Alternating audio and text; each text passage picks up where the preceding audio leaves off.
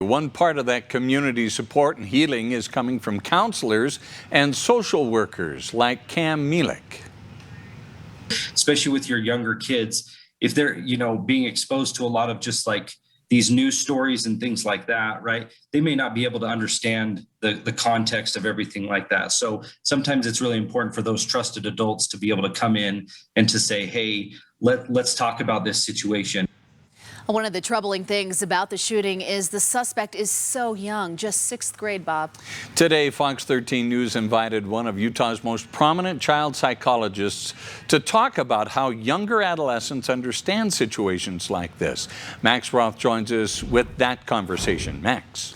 Yeah, Bob and Kelly, thank you. Dr. Doug Goldsmith said he's not sure that these younger adolescents really do understand something like this. Typically, 11 and 12-year-olds are on the verge of thinking about abstract ideas like ethics and morals.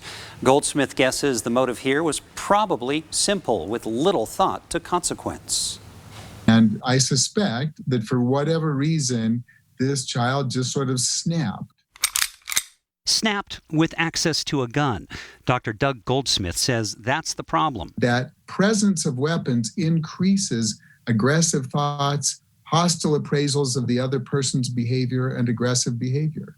So this is a big concern, that if a weapon is available to a child, it makes it more likely to use that weapon in light of a very angry episode.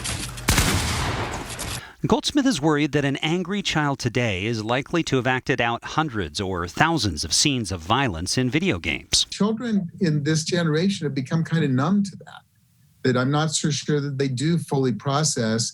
If I pull a gun and shoot, you're going to fall down dead, but you'll pop back up like you do in the game. Still, school shootings are rare, but it's common for students to be reminded of the possibility. From anxious children, that shelter-in-place drills have become very frightening for them. This is a new level of awareness and sort of a life issue for this generation of the reality that we may have to shut down because somebody could be trying to harm us.